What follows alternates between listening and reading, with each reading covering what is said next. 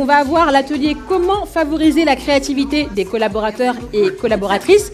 On sait que c'est devenu un sujet essentiel de la performance. Il faut innover et savoir pousser tous les collaborateurs de l'entreprise à le faire. Alors c'est un atelier qui va être animé par Soufiane Raji, qui, je répète, je le dis, est un expert en une excellence organisationnelle et auteur. Il accompagne depuis plusieurs années les entreprises leaders sur les enjeux de transformation, de management et de performance. Donc vous pouvez le retrouver à l'espace Spark pour cet atelier. En même temps, vous aurez à l'espace Pulse un atelier autour de la façon de sécuriser les parcours professionnels dans un monde du travail en mouvement. On s'interroge, on se demande comment est-ce qu'on va pouvoir garantir des emplois, garantir de l'employabilité aux jeunes, mais surtout maintenir des emplois dans les organisations. Cet atelier va être présenté par Basma Khayat Bouchara à l'espace donc Pulse. Et ici, à l'Agora, on va travailler sur l'interculturel. On rappelle que c'est le Future of Work Forum of Africa. Donc l'objectif, c'est qu'on puisse regarder un petit peu au-dessus de la lentille locale et qu'on aille explorer cette réalité qu'on explore et qu'on connaît tous aujourd'hui.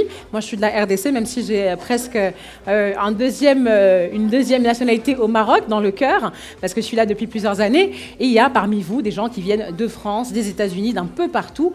Et c'est cette interculturalité aujourd'hui qui nous interpelle. Comment on arrive à travailler ensemble, à mettre en commun nos lectures parfois différentes de perspectives. Si moi je mets un 6 ici, vous voyez 9. Et c'est cette fresque-là qu'on va découvrir ensemble avec Sonia Elami Soni, qui est consultante en transformation des compétences, leader pédagogique. Elle fédère au sein de l'UMAMI ENCO, un collectif d'experts en transformation humaine, managériale et collective pour accompagner les environnements de travail alignés, performants et durables. Bienvenue Sonia, la scène est à toi. Merci beaucoup. Merci à tous, je suis vraiment ravie d'être là. On va parler de beaucoup de choses ensemble. Alors, je cherchais juste... Voilà, peut-être qu'il est là. Je cherchais mon truc pour faire passer mes slides, pardon.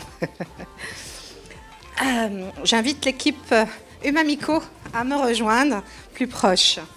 Alors, cet atelier, on va explorer ensemble tout autour, en fait, des profils différents, de la diversité, de l'interculturalité.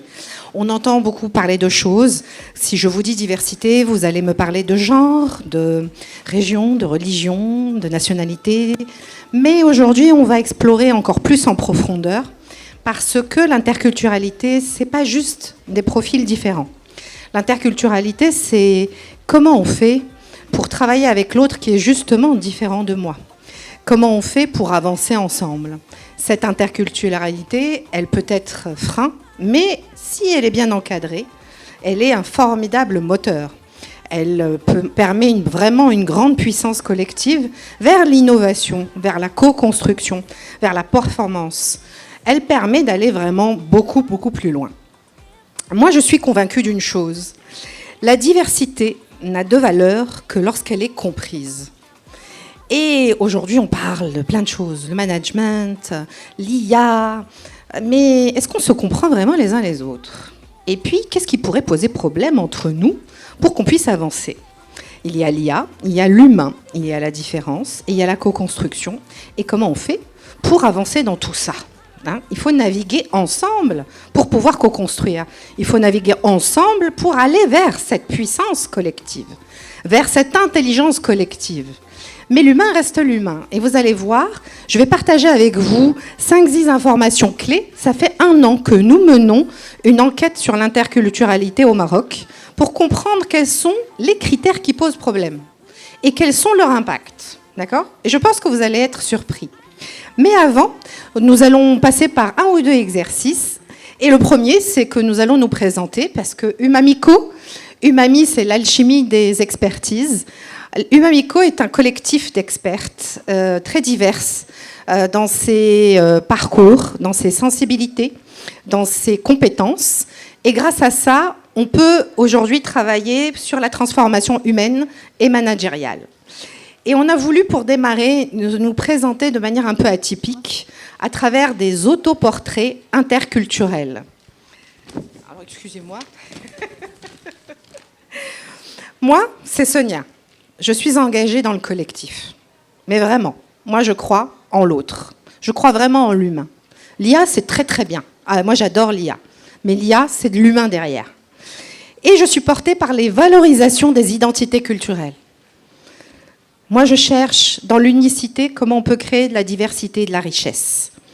Parce que j'aime construire des projets qui ont du sens, qui ont de l'impact sur l'humain, mais aussi qui sont adaptés et connectés aux réalités des organisations. Maintenant, je passe la parole à Radia, qui va se présenter en autoportrait interculturel. Bonjour à tous. Donc moi, c'est Radia. Je suis engagée dans l'accompagnement humain et je suis portée par la conviction que nos différences sont en fait une ressource et non pas un obstacle. Et j'aime ce moment où, en fait, quand on rencontre justement cette différence, eh ben, on opte plutôt pour la curiosité plutôt que la méfiance. À toi, Rachel. Bonjour, donc moi c'est Rachel. Donc je suis engagée dans la transformation des organisations par le dedans. Je suis adepte donc de l'idée que je suis poussée donc par la culture qui avec un échange interculturel, et j'aime la phrase le doute est le moteur de la pensée. Voilà. Bonjour, moi je m'appelle Sana. Alors moi, je suis engagée. Je suis engagée au sein du collectif et aussi à travers l'art et la créativité. Je suis convaincue que chacun de nous a une forme d'art à exprimer, une forme de créativité à explorer. J'aime créer des expériences ludiques et créatives au service des organisations et aussi au service des communautés pour stimuler leur créativité, leur intelligence et l'intelligence collective. Parfait. Et bien maintenant, en fait, cet atelier a été pensé de manière très interactive et constructive. Vous n'allez pas juste m'écouter passivement, ça c'est pas possible. C'est pas du tout mon image ni mon ADN. Alors je vous invite à vous mettre debout parce que, en fait, nous allons faire un exercice du I am. Ça commence par soi, l'identité culturelle. Qui êtes-vous? Donc mettez-vous debout et dites haut et fort le I am. I am. Dites-moi, qu'est-ce qui vous identifie? I am a woman. Ok. Allez-y. I am a woman. Je suis belgo-marocaine. Parfait. Allez, on y va. Allez-y, micro. Je ne suis pas woman, je suis man. Ça, c'est génial. Moi, je suis le gars d'à côté. Vous êtes le gars d'à côté. Oui, on commence par soi, c'est ça le chemin. I am courageous. Ok. Yes. Allez, je veux écouter plein d'autres I am. I am je unique. suis. Unique, yeah. On y va. Rachel. Optimistique. Je suis journaliste. Je suis journaliste, ok. Je suis terrienne optimiste. Terrienne optimiste. Ça, c'est des mots qui sont vraiment magnifiques. Je suis tunisienne. Bravo. Je le suis aussi, tunisienne. Ah. I am humaniste. Ok. I am Monday. Bien. Alors, qu'est-ce qu'il y a encore comme Je I suis am? un rêveur. Je suis un rêveur. Magnifique. Je suis connexion. Une connexion. Super. C'est bon? Ok. Ah, Je suis marathonienne. merveilleux. Marathonienne, génial. I am what I am. Ah. Alors, on part du I am, et puis moi, je pars à la rencontre de l'autre. Ah, il faut rester encore debout, je suis désolée. Eh oui, eh oui, eh oui, eh oui. Je vous dirai quand vous allez vous asseoir. Et comme je pars à la rencontre de l'autre, je vais lui dire « You are ». Alors, je vous invite à vous retourner les uns les autres et de dire, soit parce qu'il y a un mot qui vous a impacté, « You are humanist », ok ? « You are un rêveur ». Ou en spontané, un mot qui vous vient. Je sais que c'est un peu intimidant. You are beautiful. Oh, yes, I am beautiful. Montrez-nous votre richesse. N'ayez crainte. You are Croyez- femme du désert. Yeah. You are reliable. Magnifique. Alors, le chemin du you are? You are serenity. Ben, je suis optimiste. Vous êtes énergie. Oui. Vous pouvez dire dans la langue que vous voulez. Vous êtes lumineuse. Ah. Vous êtes belle. Magnifique. Du côté des hommes, attends, on n'entend pas beaucoup les hommes. Vous Le you are. Allô? Oui. Vous êtes élégant. Oh, yes. C'est vrai en plus. You are. Je bent charmant. Oh. It's in Dutch. Tu es inspirante. Yes. You are You a are special me. person who We has are stay me. grounded. OK. Est-ce que quelqu'un a encore un you are? Vous êtes beau. Oh, oui. You are changing. déesse. Ah, ça j'aime. Ça j'adore. Alors, vous avez vu, maintenant on est parti à la rencontre de l'autre et ensemble on doit avancer. Donc on arrive au we are. Maintenant, vous vous êtes entendus les uns des autres et qu'est-ce qu'on pourrait dire? We are, qu'est-ce qu'on est? Allez-y. We are game changers. We are game changers. We are love. We are love. We are remarkable. Yeah. We are authentique. We are authentic. We are alive. And we are alive. J'entends des mots vraiment We are incroyables. strong. Nous sommes fiers d'être là. Ben quoi, mais moi je suis fière de vous rencontrer.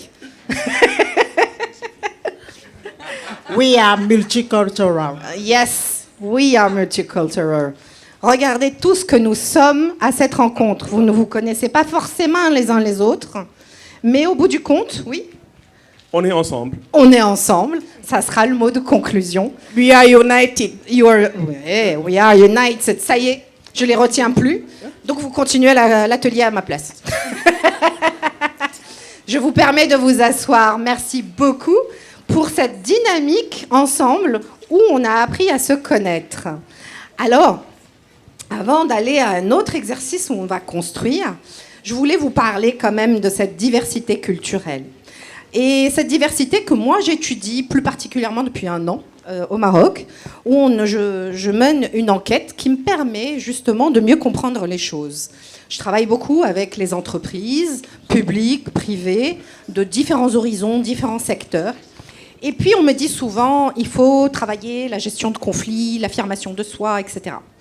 Et quand on parle interculturalité, on me parle religion, nationalité, genre, âge, la Gen Z, la Gen Z, la Gen Z. Mais moi, je me suis posé cette question en me disant, mais à nouveau, on fait des catégories. Ça veut dire que dans la Gen Z, ils sont tous les mêmes?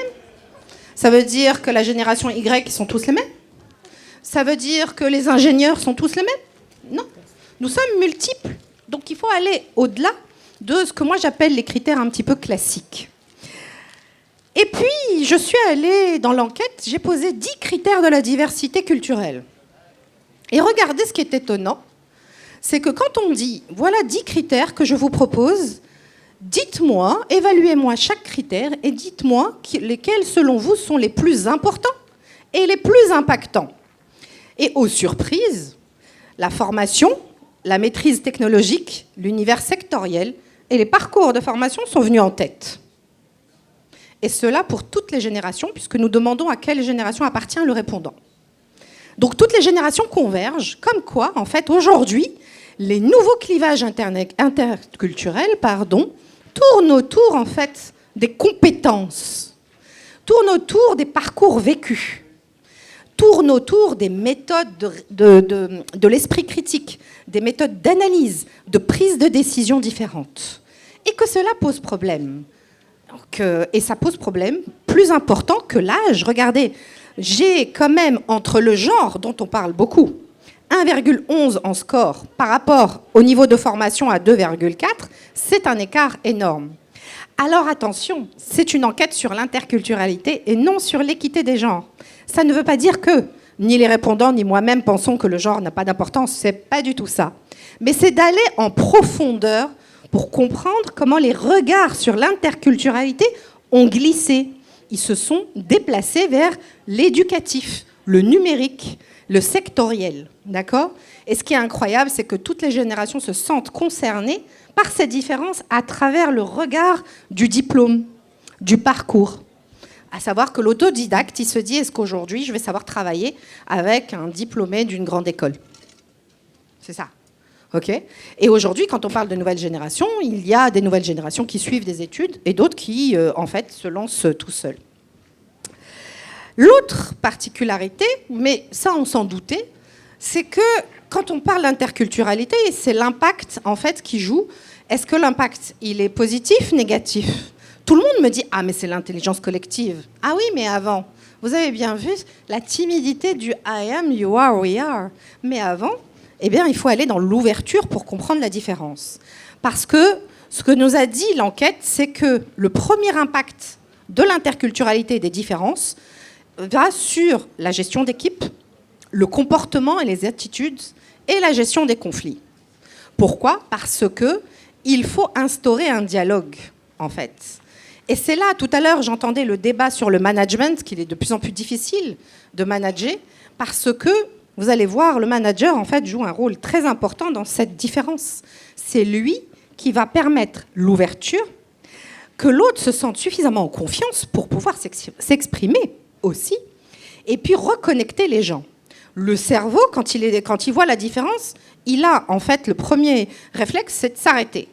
Et il faut faire un pas vers l'autre.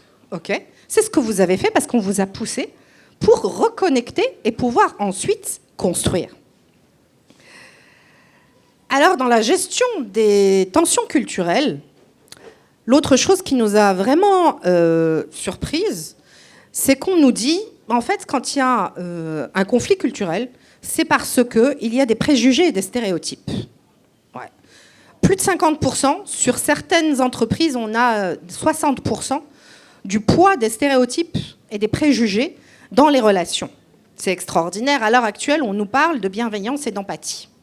Et le numéro 2, c'est le manque d'ouverture. Comme quoi, l'ouverture à l'autre, c'est quelque chose de compliqué, mais nécessaire dans la relation. Et tout ce qui est en fait dans la méthode passe en fait en dernier lieu. Et pourtant, c'est là où ce qui est extraordinaire, cette diversité, elle est frein et moteur. Elle peut être subie comme elle peut être utilisée de manière puissante.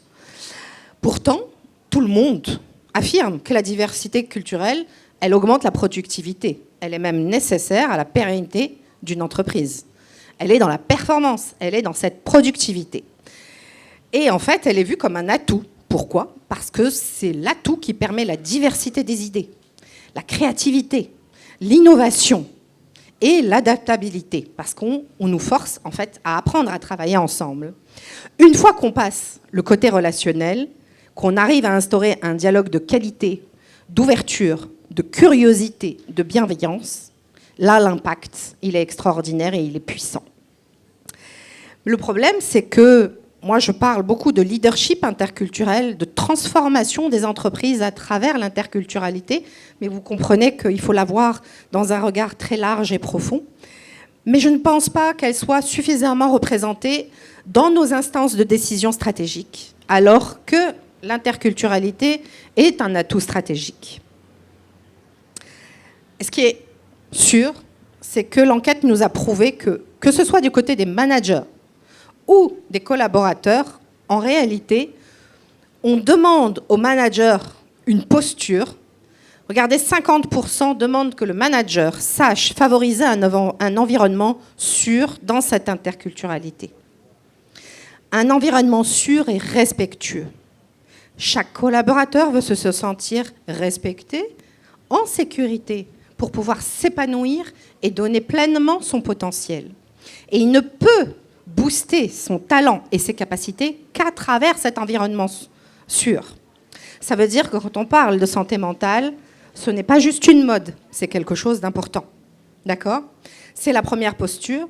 Et la deuxième chose qu'on demande aux managers, c'est savoir trouver les terrains communs, d'accord, pour communiquer dans la différence, pour pouvoir avancer. Le problème, c'est que le manager, lui aussi, il a une charge de travail et il a une pression folle. Et si je regarde du côté collaborateur, eh bien, la compétence qui est demandée aux collaborateurs pour pouvoir en fait, favoriser la relation interculturelle, c'est la bienveillance et l'attitude positive. Vous voyez, ça passe par un mindset pour savoir communiquer dans les différences. Posture, communication sont les clés du dialogue, de la relation, pour aller plus loin dans l'interculturalité. Oui ? Ça paraît simple, mais nous qui sommes beaucoup dans les entreprises avec le collectif, c'est plus compliqué que ça. Pour moi, si je devais résumer, parce que je voulais consacrer la majeure partie de cet atelier à construire la fresque qui vous attend là-bas, le leadership interculturel transforme la diversité en performance durable. Mais pour cela, il faut comprendre une première chose, c'est que l'interculturalité ne se théorise pas, elle se vit. Et elle n'est pas un modèle unique. Il faut aller la comprendre dans chaque organisation pour aller voir ce qui se passe. Et c'est de plus en plus important. Pourquoi ? Parce qu'aujourd'hui, on travaille de plus en plus dans l'international. OK ? On travaille avec le monde entier. Moi, je travaille avec des entités, ils sont dans le monde entier. Et j'ai des participants qui me disent qu'ils sont parfois en souffrance parce que pas compris au niveau monde parfois. OK ? Et c'est pas que des questions, ou c'est des gens qui sont perdus, qui me disent, moi, il me faut les codes pour savoir comment parler à l'un ou à l'autre. Parce que parfois, on se prend des scuds alors qu'on parlait de manière très naturelle. Donc, pas de modèle unique, mais des réponses adaptées. Et il commence par s'intéresser aussi de près à des clivages structurants. L'identité, oui, mais aujourd'hui, structurellement, comment ça se passe ? On a parlé tout à l'heure de l'exemple du 6 ou du 9, les registres de pensée, les méthodes d'analyse, les approches, la prise de décision, les charges de travail, le rapport au temps. Si vous saviez le rapport au temps, comment il change, eh bien tout cela bouscule et il faut aller les comprendre pour les utiliser et en faire des leviers de moteur, de performance et de productivité. Alors maintenant, je vais demander au collectif de s'approcher. Et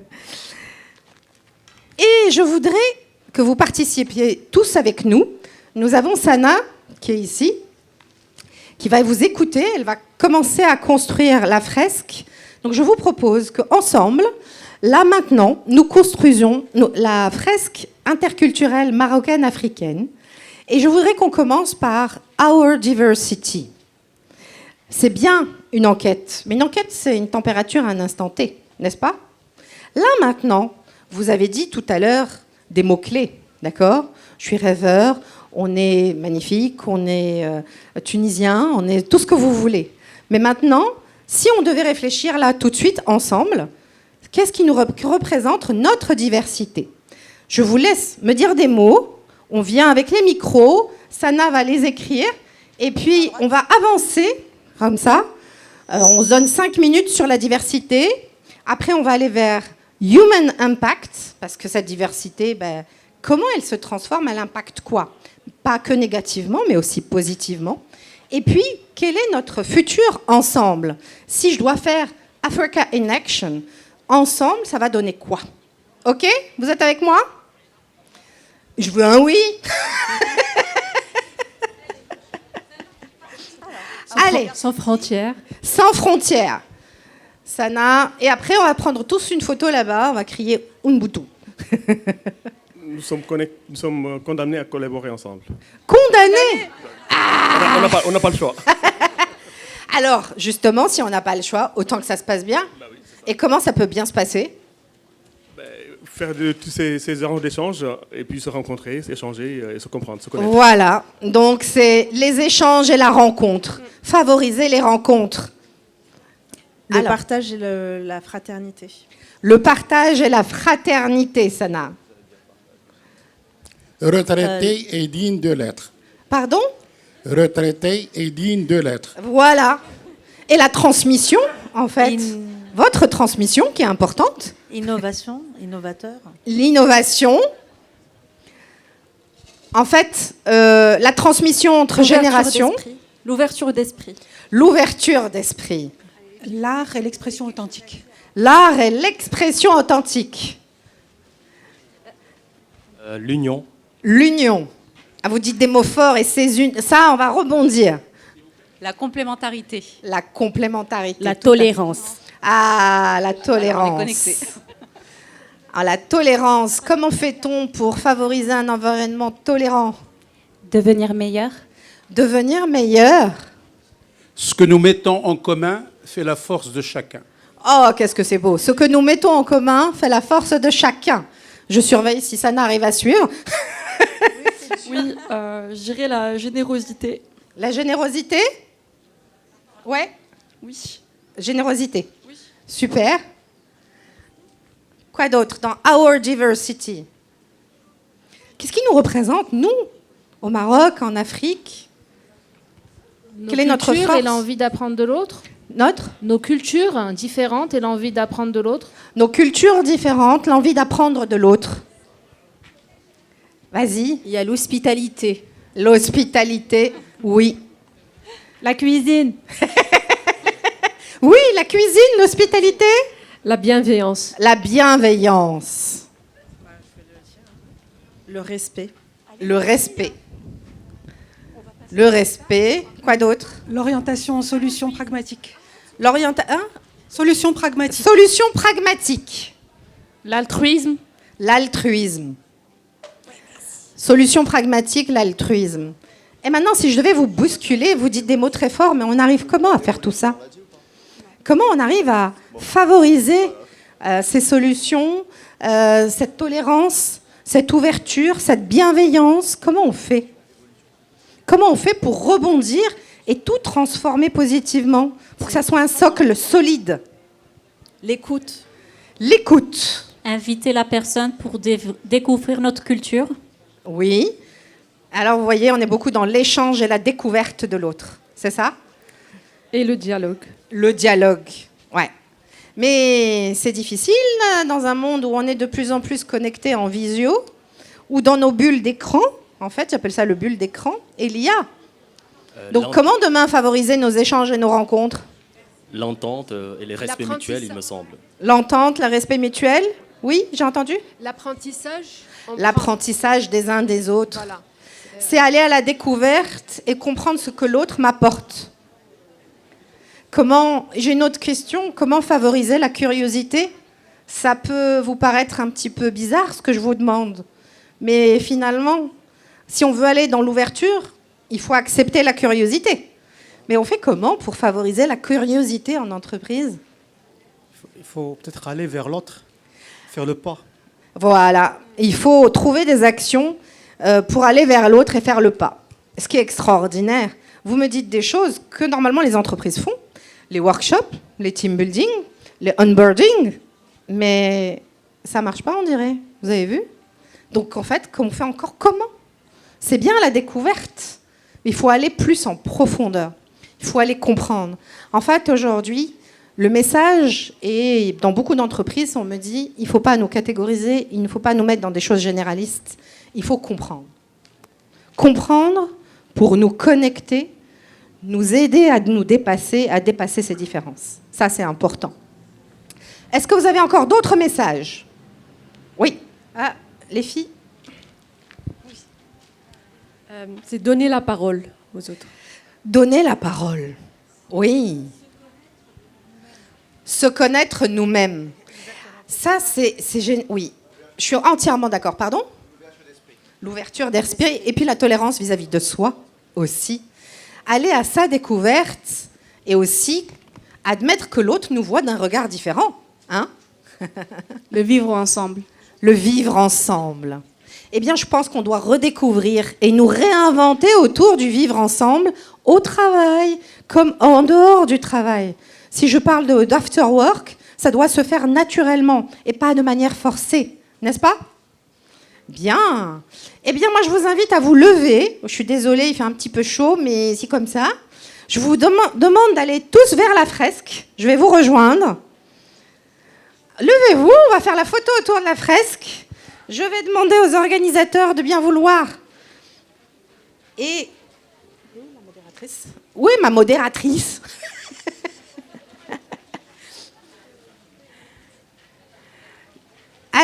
Allons-y.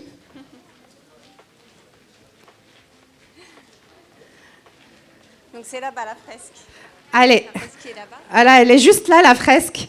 Mettez-vous tout autour, prenez des feutres, écrivez, mettez votre empreinte, votre signature, vos mots, vos messages, ce que vous voulez.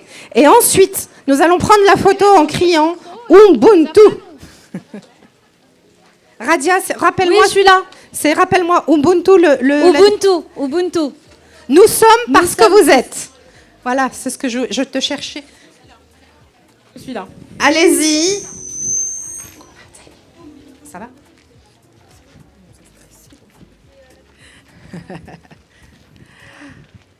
Voilà. Osez mettre votre empreinte. N'ayez crainte. C'est votre fresque. Là, on construit au Future of Work ensemble la fresque maroco-africaine interculturelle. Elle vous représente.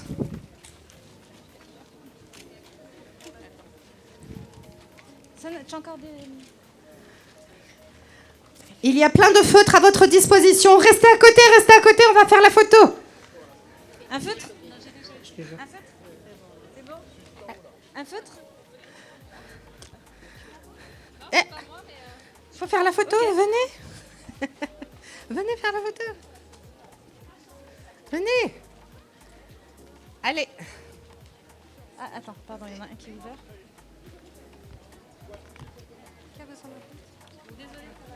Hein?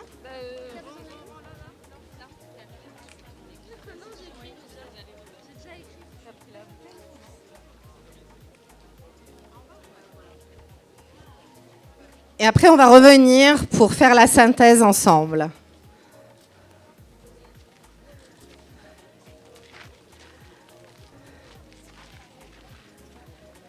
Allez-y, votre empreinte. Ok. C'est bon? Vous êtes prêts pour notre slogan ensemble? Allez, venez. Est-ce que les organisateurs peuvent prendre une photo? À 3, on va crier Ubuntu. Allez. Allez. C'est bon? Ouais. Venez autour de nous. Venez. Est-ce que vous avez retenu ce qu'il fallait crier du coup? Ubuntu. Alors du coup, le public? Ubuntu. Ubuntu. Ok, on répète. Ubuntu. On commence. 1, 2, à 3. 1, 2, 3. Ubuntu. Bravo. On le refait encore. C'est bon? On refait? Fais la photo? Ok, super. Parce que vous êtes. Ok? Ça y est, on refait encore. On refait quoi? Ubuntu? Ok. Alors à la régie, on va recommencer une petite dernière fois. Alors 1, 2, 3, Ubuntu! Bravo!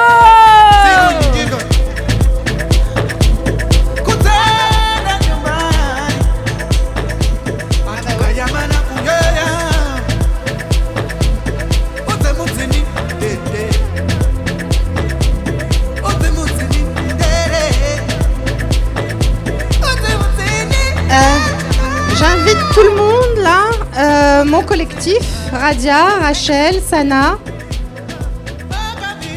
On va répondre à vos questions sur l'interculturalité, sur le rapport aux différences, sur les relations humaines. Ah, j'ai pas appuyé pourtant. On est là pour ça. Vous avez dit des mots très très très forts. La conclusion ensemble.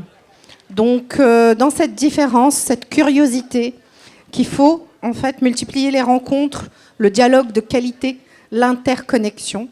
On vous écoute sur vos questions. Est-ce que vous avez des questions? Alors, justement, ma question sur l'interculturalité, c'est on retrouve souvent des dysfonctionnements dans les entreprises multinationales, qu'on va beaucoup mettre sur les aspects culturels des personnes, souvent. Et ma question serait, où est-ce qu'il faut mettre le curseur? Parce que des fois, on peut être beaucoup plus en face de situations qui peuvent être spécifiques à des pays et non pas forcément spécifiques à l'interculturalité en elle-même et qu'on va mettre sur l'interculturel, ou alors on va être face à des jeux de pouvoir des fois, ou à des jeux ou qu'on va mettre aussi sur le culturel, ou plutôt à des styles de management. Donc où est-ce qu'il faut mettre le curseur pour savoir que c'est du culturel ou plutôt du style du management ou autre chose? Ah, ça c'est vrai que... En fait, le style management va s'adapter au culturel.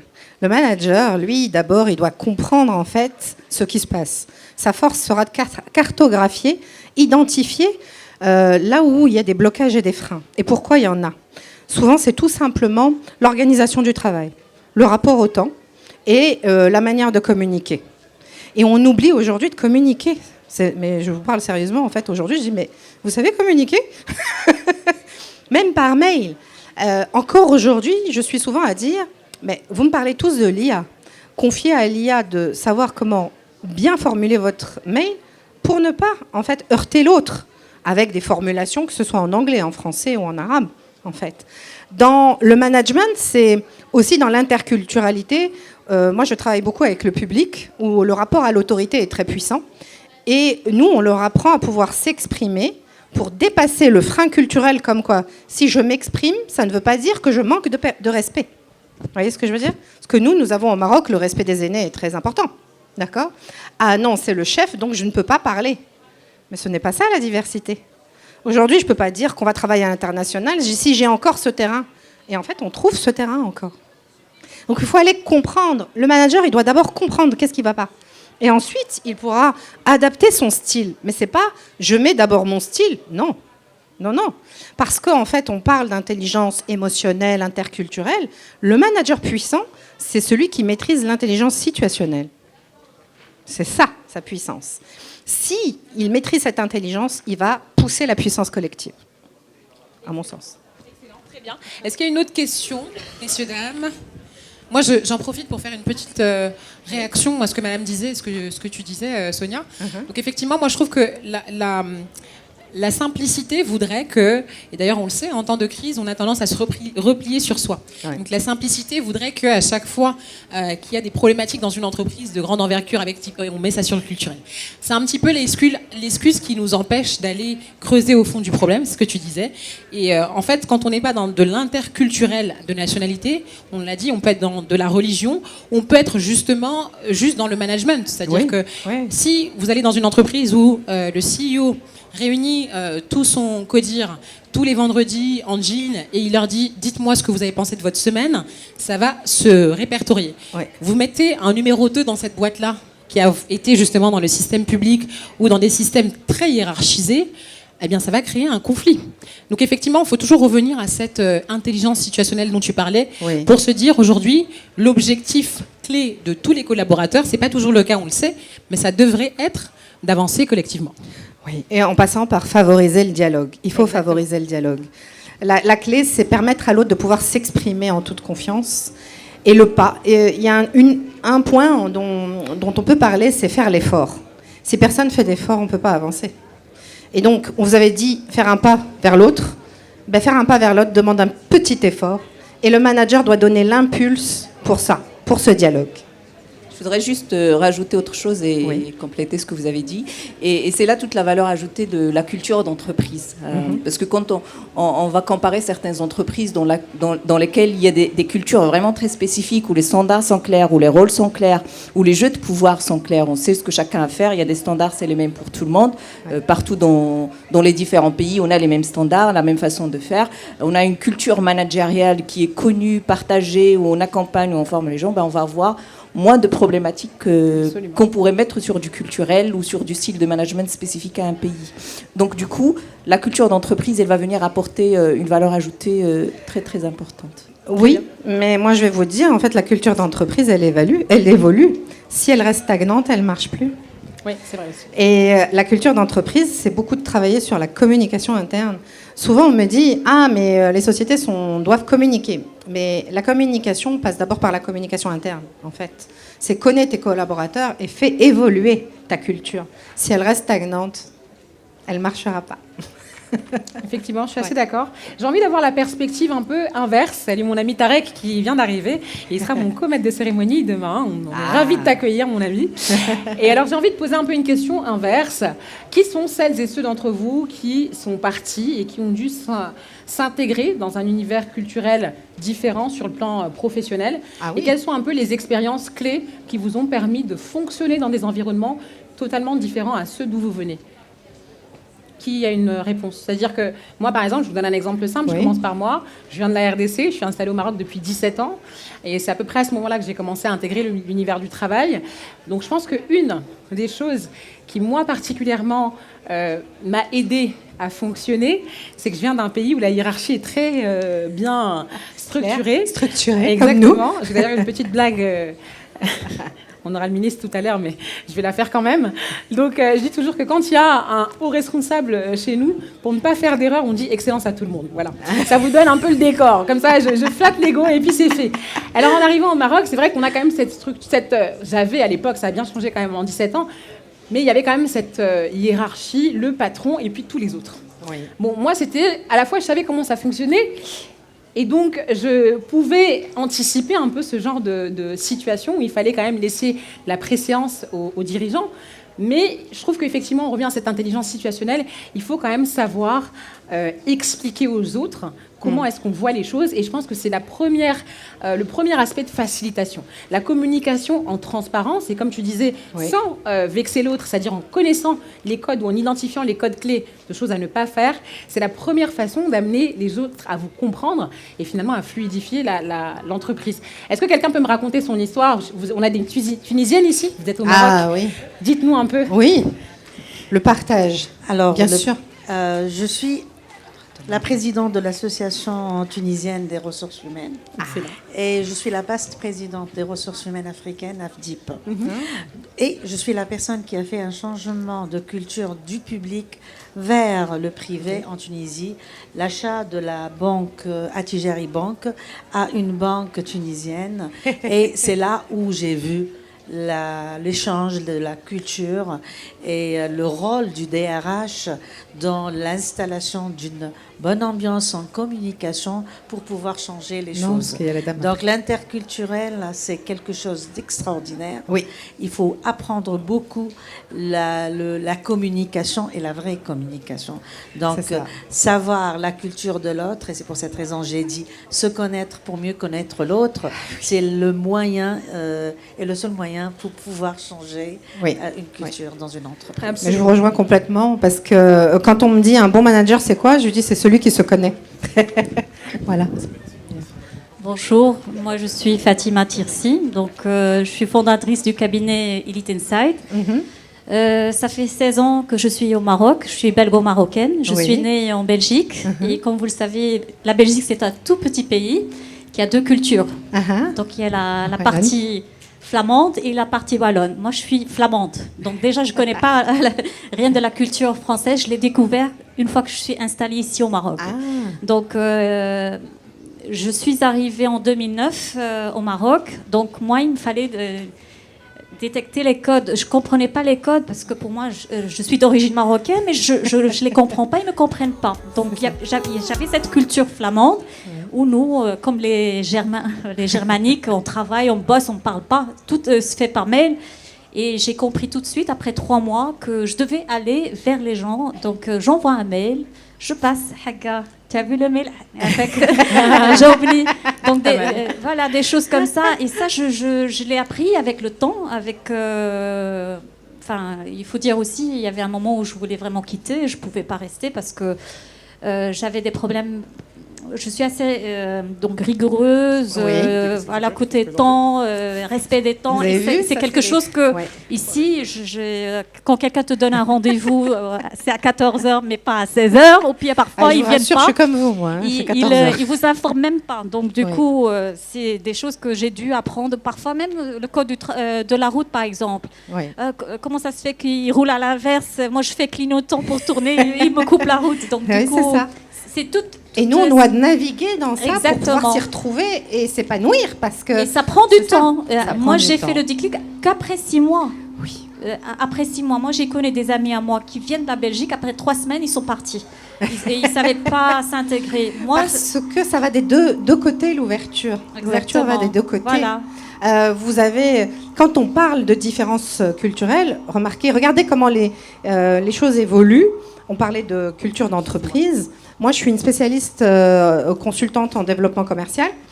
Et aujourd'hui, pour prendre rendez-vous au Maroc avec des prospects qu'on ne connaît pas, on prend rendez-vous sur WhatsApp.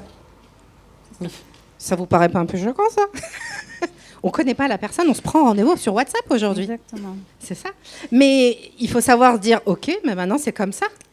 Et autre chose aussi, c'est qu'au début, j'étais plus dans la comparaison. Donc je comparais. Et après, j'ai dit non. Et qu'on veut à rester ce dans notre moment-là, bulle. quand j'ai passé ce déclic-là, je commençais à voir les choses positives, chose qu'on n'a pas forcément en Belgique, c'est le beau temps, on mange bien, la famille, on vit notre religion pleinement, etc. Ouais. Donc il y a plein de choses positives aussi. Donc c'est ça qui m'a permis vraiment d'être là. Donc, effectivement. Il faut savoir sortir de notre bulle, faire le pas vers l'autre pour aller échanger et dialoguer. Absolument, absolument. Et donc, en fait, on fait un petit pont. Et je sais qu'on a plusieurs nationalités ici. Mesdames, vous avez eu cet exercice. Et on sait que moi, personnellement, je ressens bien ce qu'elle dit, parce que je travaille aussi chez moi. Et c'est vrai qu'on perd les réflexes. Est-ce que vous pouvez nous parler, par exemple, d'un élément clé qui vous a permis à la fois de voir la différence culturelle? Je sais que vous venez d'un petit peu partout. Et je sais qu'on a une avocate, une juriste ici. Oui, Pamela, tu n'y échapperas pas. Alors... Tu as vécu en France, exercé en France. Quelles sont les grandes différences fondamentales culturellement que tu as eu à maîtriser pour pouvoir réussir ça? Merci Gaëta. J'ai travaillé en France, mais avant de travailler en France, je suis née au Cameroun où j'ai fait mes études. Au Cameroun, par exemple, quand on s'adresse à un adulte, on baisse les yeux. Je me souviens, en France, quand on serre la main, on regarde dans les yeux parce que sinon, on n'est pas pris au sérieux. Oui. Et il y a plein de petits codes comme ça quand on arrive. Moi, pour parler de mon expérience, au début, j'étais un peu rebelle parce que je n'ai pas cherché à comprendre. Je ne comprenais pas pourquoi on attendait de moi que je change ce que je suis, finalement, ce que j'ai appris. Mais au fil du temps, parce que ça demande du temps, j'ai appris qu'on ne va pas contre le système. Quand on arrive dans un environnement, on a la responsabilité d'apprendre les codes de l'environnement dans lequel on évolue. Et c'est à nous de nous adapter, parce que sinon on finit frustré tous les jours. Oui, mais l'adaptation va dans les deux sens. L'adaptation va dans les deux sens, mais je trouve que quand on arrive dans une organisation qui, en termes d'échelle, est plus importante que l'individu... Oui, je comprends. Le move est plus facile quand l'individu essaye de comprendre son environnement, parce que même avec beaucoup de volonté, la DRH ne s'adaptera pas dans une entreprise internationale à tous les profils. Non, il y a le code de l'entreprise et il appartient aux salariés, lui, de les comprendre et de les accepter, puis d'aller vers les DRH peut-être pour expliquer ces différences, ce qui fait que peut-être un collaborateur réagit d'une manière plutôt que d'une autre. C'est pour tout. Pareil, moi, je considère que j'étais une technicienne qui aimait gratter du papier, qui ne boit pas de café, qui ne prend pas de thé. Or, ça fait partie aussi de la culture d'entreprise que d'aller à des after-work, de passer du temps avec ses collègues, au-delà du volet technique de son métier. Et ça, c'est des choses qu'on apprend au fil des expériences. On ne va pas demander aux autres d'arrêter de faire des pauses pour apprendre à se connaître, parce que c'est aussi lors de ces pauses qu'on découvre qui sont nos collègues avec qui on vit. Et ça nous rend même à nous la tâche plus facile. Oui. Excellent, merci beaucoup pour merci pour ces partages. Ah, il y a on peut encore? Oui. Oui. Allez-y. Moi, je suis d'accord qu'il est de la responsabilité de chacun de découvrir les codes et d'être curieux, d'être observateur, de ne pas se précipiter justement pour de comprendre les codes de là où il arrive, que ce soit une entreprise ou un pays. Et en même temps, j'ai envie de dire, mon rêve, on a parlé tout à l'heure de l'importance de l'onboarding en entreprise. Et mon rêve, ça serait qu'on arrive à faire gagner du temps aux gens qui arrivent et qu'on le fasse un peu mieux qu'on ne le fait aujourd'hui, en explicitant tout ce qui est implicite de la manière... Il y a des choses qui peuvent être écrites, d'autres qui peuvent être transmises à travers du mentorat, ou être créatif pour optimiser ce temps-là de découverte en termes de code, parce que c'est tellement important. Et on l'explicite pas assez, je pense. Mais quand on parle d'onboarding, ça va aussi de l'autre côté, parce qu'en fait, on dit l'onboarding pour que ça aille plus vite. Puis il y a en fait, on va dire presque les autres générations qui sont là à voir ce petit jeune arriver, et la connexion, elle a du mal des fois à se faire. On parle de distance hiérarchique, et il ne faut pas qu'il y ait cette distance hiérarchique. L'interculturalité, c'est attention à la distance hiérarchique. le leadership. C'est ça, la différence entre le management et le leadership. Le leadership interculturel, c'est celui qui va enlever la distance pour aller dans le dialogue et que ça va dans tous les sens, toutes les générations, tous les profils. Alors, on ne peut pas s'adapter à tout, mais on peut trouver des choses communes quand même. Et puis, de l'autre côté, il y a aussi une tolérance. Les RH aujourd'hui, peut-être que je vais piquer un petit peu, mais des fois, je vais dire, attention, il ne faut pas aller dans des généralités ou des choses qui sont un peu juste comme ça. Il faut aller en profondeur aussi. Parce que si je ne m'adapte pas non plus à cet autre qui est venu et qui a fait l'effort de comprendre, je vais le frustrer. Et vous avez vu, l'enquête est vraiment claire là-dessus. Les collaborateurs veulent se sentir dans un environnement sûr, respecté. Ils veulent de l'attitude positive, ils veulent de la tolérance. Ils disent ouverture, mais oui, mais je veux de la tolérance, je veux de l'attitude positive. Je veux qu'on dialogue et qu'on échange pour avancer. Voilà.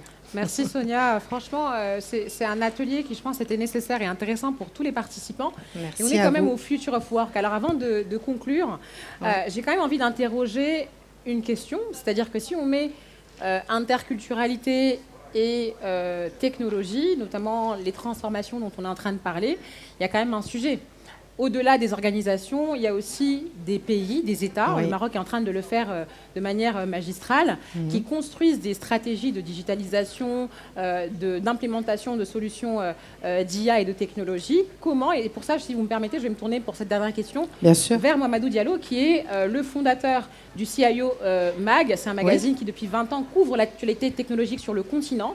Donc, il a vu quand même les étapes, les époques et les transformations se faire sur le plan technologique. Il y a une échelle étatique, parce que je me rappelle que vous êtes aussi le fondateur des Assises de la transformation digitale africaine, et vous avez également fait le tour de différents pays. Quand on regarde un peu, on sort de la petite analyse personnelle, et on regarde un peu avec le recul. Quels sont les points, finalement, qui vont faire la différence, en dehors des aspects infrastructure et autres, dans l'implémentation de ces grandes transformations, notamment digitales, sur le continent? Qu'est-ce qu'on peut en dire? Merci beaucoup Gaïta. Et en ce qui me concerne, c'est une expérience extraordinaire pour moi. Puisqu'il y a 20 ans, j'avais vu les choses venir. Hein. Donc j'ai vu la transformation digitale arriver, notamment en Afrique, puisqu'on était un peu en retard, donc dans les années 2000. Et donc moi, j'ai fait le choix, après une expérience en France, de venir en Afrique pour apporter cette expérience qu'on avait notamment en Europe. Et j'ai commencé par le Maroc, effectivement, donc à Marrakech, donc il y a 20 ans. J'ai lancé CIO Mag, qui est devenu le magazine panafricain de référence. Et on a continué l'aventure et ça continue. Et ça m'a permis également de faire le tour de l'Afrique que je ne connaissais pas trop, parce que à part mon pays d'origine, le Sénégal et le Maroc et la France, donc je ne connaissais pas autant de pays. Et donc ça m'a permis donc d'aller visiter pas mal de pays, une vingtaine, où j'ai créé des associations, des directeurs informatiques pour leur permettre de dialoguer et d'échanger sur les bonnes pratiques. Ce qui se passait, c'est que à l'époque, ils étaient considérés comme des techniciens, donc met des branchements, tire le câble, etc. Donc ça s'arrêtait là, le rôle de DSI à l'époque, hein, il y a 20 ans. Aujourd'hui, ils sont rentrés dans la stratégie. Et voilà, j'ai vu cette chose-là venir et apporter vraiment des changements dans les organisations. Et à l'époque, quand on leur disait que le digital allait changer la vie des entreprises, on nous prenait pour des clowns. Donc c'était vraiment futuriste à l'époque. Hein. C'est comme aujourd'hui, on est maintenant, on n'a pas besoin de vous. Enfin, Maintenant, on ne peut pas faire sans. Aujourd'hui, avec l'IA, on en parle, les gens parlent de quelque chose de futuriste, mais à l'époque, c'était ça. Hein, donc on partait de rien. Et aujourd'hui, pour parler d'échanges sur les bonnes pratiques, je pense qu'on a besoin de ce genre de rencontres pour justement avoir ces expériences nouvelles. Mais ce qui était plus compliqué à l'époque, c'était le fait que les gens n'étaient pas du tout conscients du changement que ça allait apporter. Bon, on était au niveau zéro de l'informatique, et donc on n'avait pas pensé que l'IA allait arriver 20 ans ou 30 ans plus tard pour apporter toute cette disruption. Et donc c'est un travail de pédagogie qu'il fallait faire, c'est un travail de conscientisation qu'il fallait faire, et il y avait des réticences culturelles. Donc il y avait des anciens qui étaient plutôt, vous voulez camper dans les anciens systèmes, donc l'écrit et conserver les avantages. On ne dira pas assez. Donc Parce que le papier, c'est le pouvoir. Il y avait la corruption aussi. Hein. Il y avait cette partie corruption. Donc, quand on voyait les gens, c'était informel. Quand on voyait les choses passer entre deux personnes, donc il n'y avait pas de traces informatiques. Donc, les gens étaient réticents au changement. Et donc, il fallait tout un travail de pédagogie, de préparation, pour que les gens puissent savoir que voilà, on ne peut pas faire sans ces outils-là. Ouais. Et franchement, c'est 20 ans de travail, de longue haleine, en allant donc de Casablanca à Marrakech et dans les différents pays, au bassin du Congo, pour vraiment conscientiser les gens sur cet événement-là. Ouais. Et c'était pas facile. Et comme l'a dit Gaïta, donc on a des conférences qu'on a maintenues, donc notamment les assises de la transformation digitale, qui va célébrer ses 15 ans cette année. Donc ça fait 15 ans qu'on fait ça, donc entre l'Europe et l'Afrique. Et c'est justement pour promouvoir les bonnes pratiques, les échanges. Et on a la chance de partir de zéro, ou de partir au même niveau que les autres. Ouais. Et je pense que c'est une opportunité qu'on a pour nous, Africains, de pouvoir rebondir et apporter des solutions nouvelles, adaptées à notre culture et adaptées à nos réalités. Exactement. Et c'est ça qu'il faut garder. Ouais. Merci beaucoup, Mamadou. Merci beaucoup pour votre partage. Merci, mesdames. Bien, c'est nous qui vous remercions. C'était un magnifique. bel atelier. Je pense qu'ils ont mérité qu'on les applaudisse. Je ne sais pas vous, mais... Merci à vous. Merci.